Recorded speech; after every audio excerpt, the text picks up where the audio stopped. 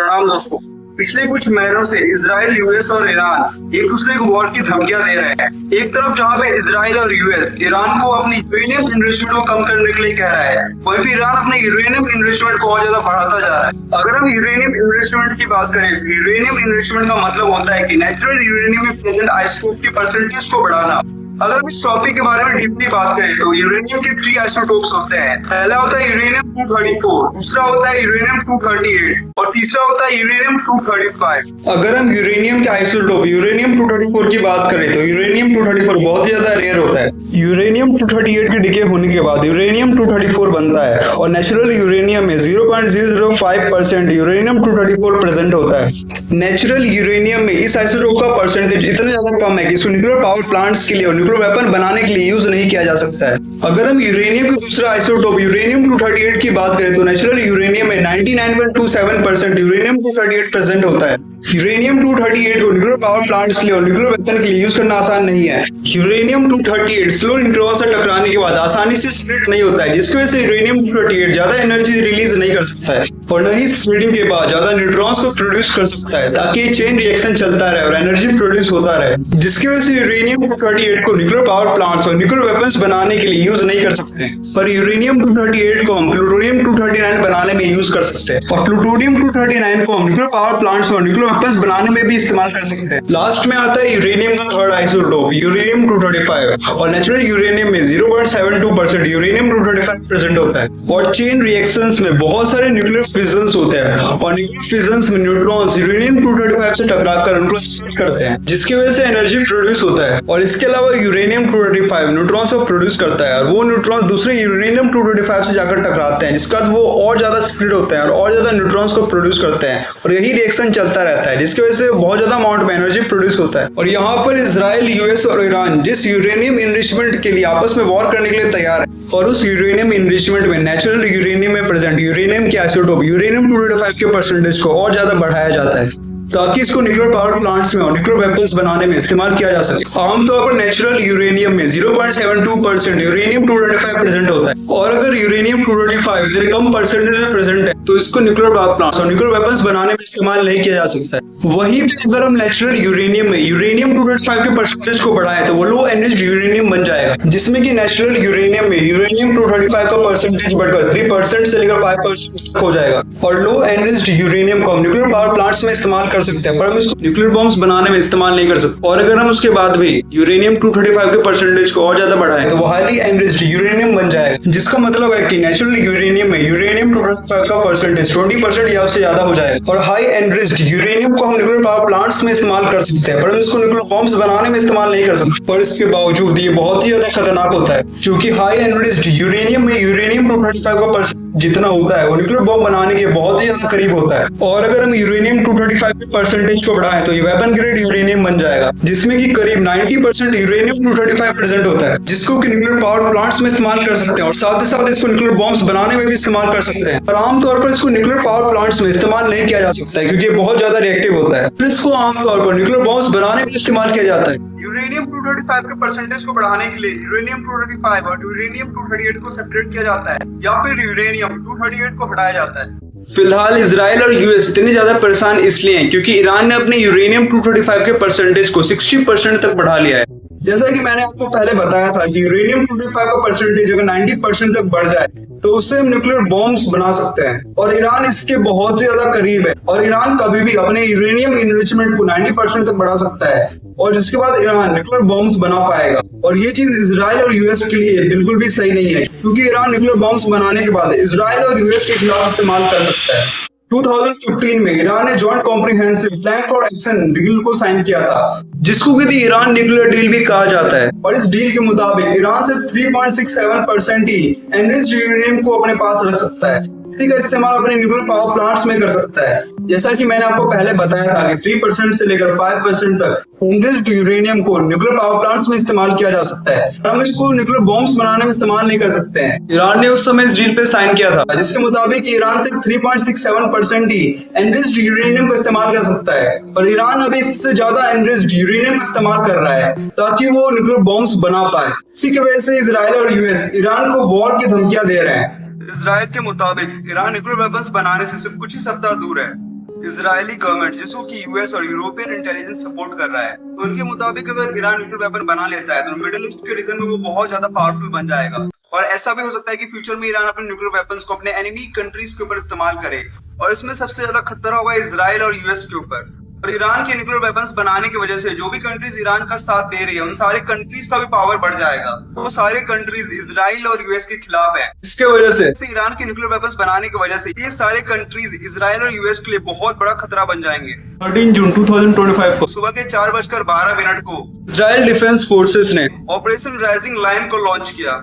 Israel defence forces ने इस operation में F-15I, F-16I सूफा और F-35I फाइटर बॉम्बर्स का इस्तेमाल किया, और सब मिलाकर इजराइल ने 200 फाइटर बॉम्बर्स का इस्तेमाल किया था, जिसमें कि सारे फाइटर बॉम्बर्स GBU-39 और जॉइंट डायरेक्ट अटैक म्यूनिशन, जिसमें कि GBU-31 और GBU-32 आते हैं, और JDAM एक गाइडेंस किट है जो कि अनगाइडेड बॉम्ब्स को प्रिसीजन गाइडेड बॉम्ब्स बनाता है।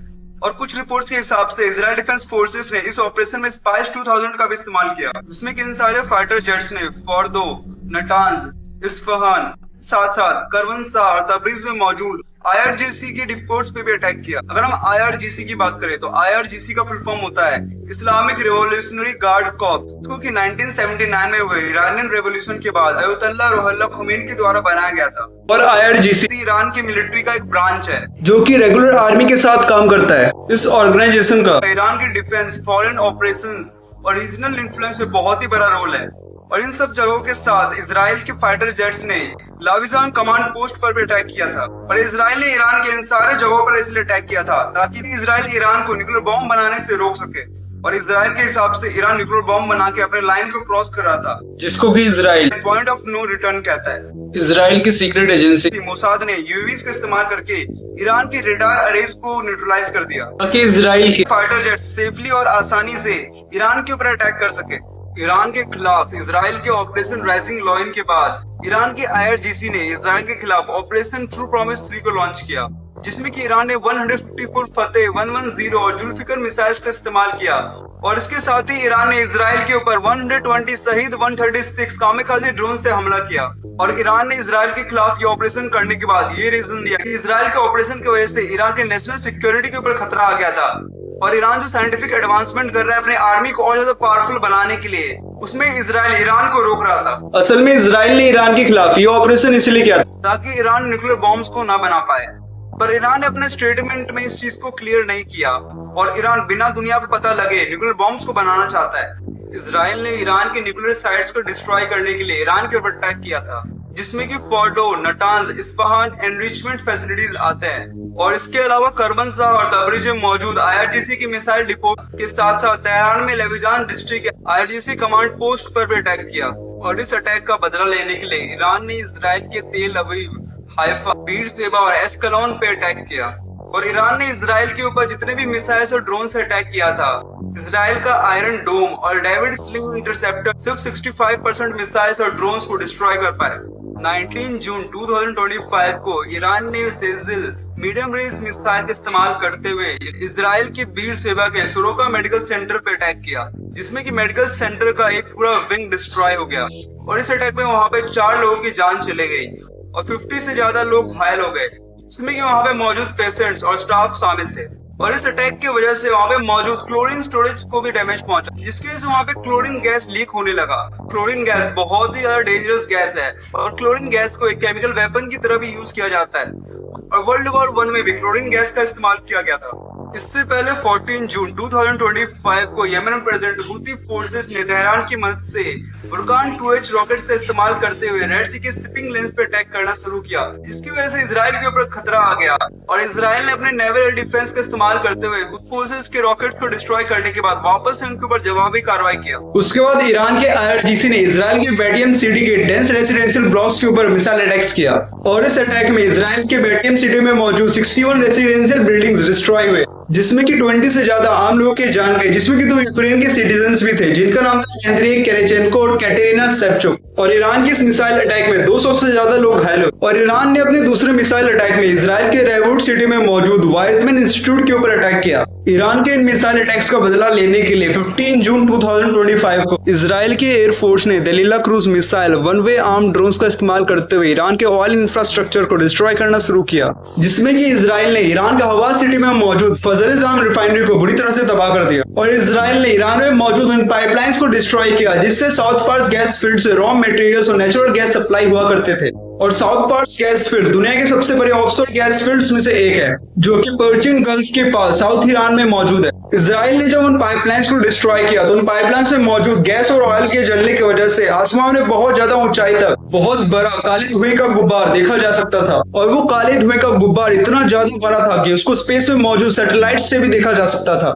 इजराइल डिफेंस फोर्सेस ने ईरान के खिलाफ इससे पहले जितने भी ऑपरेशंस किए थे उसमें इजराइल डिफेंस फोर्सेस को सक्सेस मिला, जिसकी वजह से इजराइल डिफेंस फोर्सेस ने आगे भी इन सारे ऑपरेशंस को जारी रखा। और इजराइल के फाइटर पायलट्स ने 2300 किलोमीटर फ्लाई किया। 15 जून 2025 से लेकर 18 जून 2025 के बीच में इजराइल डिफेंस फोर्सेस ने MK-82 GBU-31 के साथ साथ HM-158 JSSM स्ट्रेंथ मिसाइल्स का इस्तेमाल करते हुए ईरान के मसाद सिटी में मौजूद ईरान के 14th टैक्टिकल एयरबेस को पूरी तरह से डिस्ट्रॉय कर दिया। और इसके साथ साथ ईरान के पाइवोटल बोइंग 707 टैंकर को भी डिस्ट्रॉय कर दिया। और इसके साथ ही ईरान के सार्दिस जंजान के IRGC डिपोट में मौजूद स्क्रू डराइव्ड वॉरहेड्स को पूरी तरह से डिस्ट्रॉय कर दिया। इजराइल डिफेंस फोर्सेस के अटैक के बाद ईरान का बिड केना और खोमेन मिसाइल कॉम्प्लेक्स मलबे में बदल गया। और इसके साथ ही ईरान के हमदान एयरफील्ड के ऊपर भी अटैक किया गया और सैटेलाइट इमेजरी से इस अटैक को कंफर्म किया गया, जिसमें कि हमदान एयरफील्ड पे इजराइल के अटैक के बाद गड्ढे देखे जा सकते थे। इजराइल के द्वारा ईरान के ऊपर किए गए ये सारे अटैक इजराइल के लॉन्ग रेंज स्ट्राइक कैपेबिलिटीज को दिखाता है, जिसमें कि इजराइल ने ईरान के ऊपर अटैक करने के लिए दूसरे कंट्रीज के एयर बेसिस का इस्तेमाल नहीं किया। 16 जून 2025 इजराइल ने अपने सिटीज को ईरान के अटैक से बचाने के लिए हाइफा, इलाट और जेरूसलम के पास आयरन डोम लॉन्चर्स को डिप्लॉय किया और उसके साथ ही डेविड स्लिंग को एक्टिवेट किया। 16 जून 2025 को जेरूसलम कॉरिडोर के पास 3 फतेह 110 मिसाइल्स को मार गिराया गया। ईरान ने भी अपने सिटीज को इजराइल के अटैक से बचाने के लिए S-300 PMU-2 को तेहरान के पास तैनात किया और ईरान ने S-300 PMU-2 को रसिया से खरीदा था।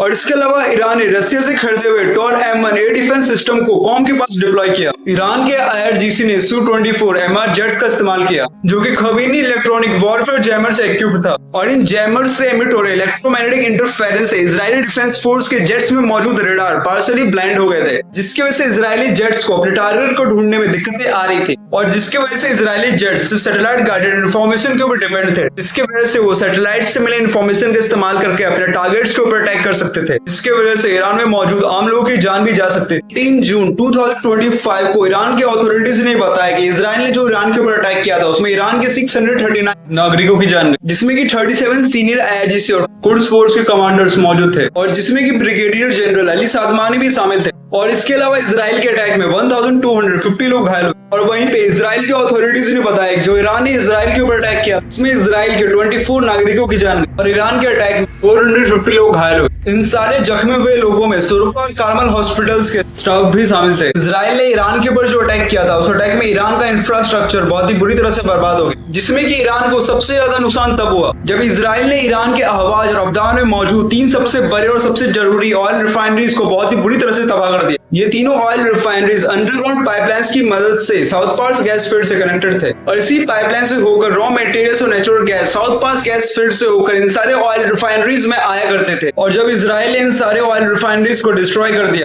जिसमें कि ईरान यूरोप और एशिया में जो एनर्जी सप्लाई किया करता था खासकर गैस का, उसमें सिर्फ 2 दिनों में 10% कम एनर्जी सप्लाई देखने को मिला, जिसके बाद फ्यूज के दाम ऊपर नीचे होने लगे, क्योंकि ईरान बहुत बड़े एनर्जी सप्लायर कंट्रीज में से एक है, जिसकी वजह से एनर्जी मार्केट में पैनिक का सिचुएशन बन गया था। 13 जून 2025 को जब इजराइल ने ऑपरेशन राइजिंग लाइन के अंतर्गत ईरान के न्यूक्लियर साइट्स के साथ साथ उसके इंफ्रास्ट्रक्चर को बहुत ही बुरी तरह से तबाह कर दिया। और कल होते ही 14 जून 2025 को यूएस ने USS Harry S Trueman carrier strike group को ईस्टर्न मेडिटेरेनियन में डिप्लॉय किया।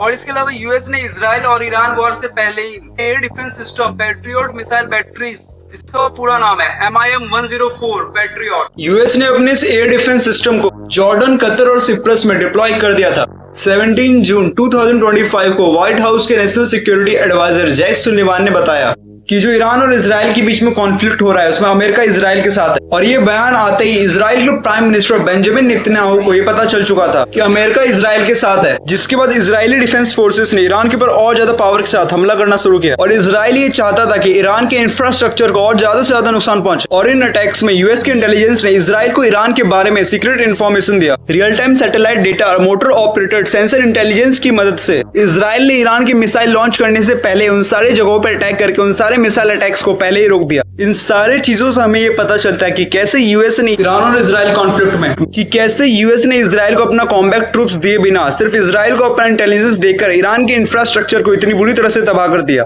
रसिया ने पब्लिकली ये बयान दिया कि अभी जो इजराइल और ईरान कॉन्फ्लिक्ट हो रहा है उसमें सारा गलती इजराइल का है और इस कॉन्फ्लिक्ट का शुरुआत इजराइल ने ही किया। और इसके साथ ही रसिया ने सीक्रेट तरीके से अपने S-300 air defence missile system को सीरिया में डिप्लॉय कर दिया, क्योंकि सीरिया ईरान और रसिया का अलाई है। और रसिया ने अपने एयर डिफेंस सिस्टम को सीरिया में इसलिए डिप्लॉय किया था कि अगर फ्यूचर में इजराइल कोई भी अटैक करे तो उसको ये एयर डिफेंस सिस्टम रोक पाए। वहीं पे चाइना ने पब्लिकली ये बताया कि इजराइल और ईरान के बीच में अभी जो वॉर हो रहा है जिसमें कि स्ट्रेट ऑफ हॉर्मुज से होकर चाइना का 40% ऑयल एक्सपोर्ट होता है, उस पे खतरा आ सकता है, क्योंकि स्ट्रेट ऑफ हॉर्मुज एक नैरो वाटरवे है जो कि ईरान के बहुत ज्यादा पास है। और अभी जो इजराइल और ईरान के बीच में वॉर हो रहा है उसकी वजह से ये हो सकता है कि जो चाइना का ऑयल एक्सपोर्ट है वो ब्लॉक हो जाए या फिर उसके ऊपर अटैक भी हो सकता है, जिसके वजह से चाइना का टेंशन बहुत ज्यादा बढ़ चुका था और चाइना इस वॉर को खत्म करना चाहता था। जिसके बाद कतर के दोहा और यूएई की अबू धाबी में मौजूद चाइनीज डिप्लोमेट्स ने इस वॉर को सीक्रेट डिप्लोमेटिक तरीके से खत्म करने की कोशिश किया। जिसके बाद चाइना के डिप्लोमेट्स ने बैक चैनल कम्युनिकेशन की मदद से इजराइल और ईरान के फॉरेन मिनिस्टर का आपस में बात कराया ताकि ये वॉर रुक पाए और इस चीज के बारे में पब्लिकली किसी को भी पता न चले। 19 जून 2025 से लेकर 21 जून 2025 तक स्विट्जरलैंड के जेनेवा में यूरोपियन यूनियन के मिनिस्टर ने ईरान और इजराइल वॉर के लिए एक पीसफुल सॉल्यूशन ढूंढने के लिए एक डिस्कशन रखा, जिसको कि फ्रांस, यूके और जर्मनी लीड कर रहे थे। और इस मीटिंग में ईरान के फॉरेन मिनिस्टर अब्बास अरागची भी मौजूद थे। और इस मीटिंग में यूरोपियन यूनियन के मिनिस्टर्स ने ईरान के फॉरेन मिनिस्टर को ये कहा, अगर ईरान P5+1 की मीटिंग में ईरान न्यूक्लियर प्रोग्राम के ऊपर बात करता है तो इजराइल जो ईरान के ऊपर अटैक कर रहा है उसको रोका जा सकता है। और इसके जवाब में ईरान ने ये कहा कि ईरान P5+1 के साथ बात तभी करेगा जब इजराइल ईरान के खिलाफ कर रहे सारे मिलिट्री ऑपरेशंस को बंद कर देगा। और ईरान इजराइल के साथ टेम्परेरी सीज फायर नहीं चाहता है, बल्कि ईरान इजराइल के साथ कंप्लीट सीज फायर चाहता है। जिसके बाद फ्रांस और जर्मनी ने ईरान और इजराइल के बीच में सीज फायर करने का प्रपोजल यूएन सिक्योरिटी काउंसिल के सामने रखा। और यूएन सिक्योरिटी काउंसिल में 5 परमानेंट मेंबर्स हैं, जो कि है यूएस, यूके, फ्रांस, रसिया और चाइना। और जब भी कोई प्रपोजल यूएन सिक्योरिटी काउंसिल के सामने आता है तो इन 5 परमानेंट मेंबर्स का उस प्रपोजल के लिए सहमति होना चाहिए, तभी वो प्रपोजल पास होगा। और जब फ्रांस और जर्मनी ने ईरान और इजराइल के बीच सीज फायर का प्रपोजल यूएन सिक्योरिटी काउंसिल के सामने रखा तब रसिया ने इस प्रपोजल को मानने से इनकार कर दिया, क्योंकि रसिया के हिसाब से इजराइल ने ईरान के इंफ्रास्ट्रक्चर को बहुत ही बुरी तरह से नुकसान पहुंचाया। और अगर ये सीज फायर का प्रपोजल पास हो जाएगा तब ईरान और इजराइल के बीच में वॉर रुक जाएगा और ईरान अपना बदला नहीं ले पाएगा। उसके बाद हिजबुल्लाह के लीडर शेख नईम कासिमी ने बताया कि साउदर्न लेबनान में मौजूद उनके फाइटर्स इजराइल के ऊपर लिमिटेड रॉकेट से अटैक करेंगे, क्योंकि अभी लेबनान का इकोनॉमी और गवर्नमेंट बहुत ही ज्यादा वीक है। लेबनान इजराइल के साथ फुल वॉर नहीं करेगा और अगर लेबनान इस बार इजराइल के साथ वॉर करता है तो लेबनान सर्वाइव नहीं कर पाएगा। और वहीं पे दूसरी तरफ यमन में प्रेजेंट हुती रेबल्स ईरान की मदद से 30% और ज्यादा पावर से रेड सी में अटैक कर रहे हैं। जिसके बाद यूएस और यूके ने बाब एल मांदेब स्ट्रेट में शिपिंग वेसल्स को बचाने के लिए अपने वॉरशिप्स को वहां पे डिप्लॉय किया। और इन सब चीजों के अलावा ईरान और इजराइल वॉर की वजह से ईरान के नॉर्दर्न प्रोविंस जैसे गिलान में इजरायली एयर स्ट्राइक्स की वजह से 1,60,000 ईरान के लोगों को अपने घर को छोड़ के जाना पड़ा।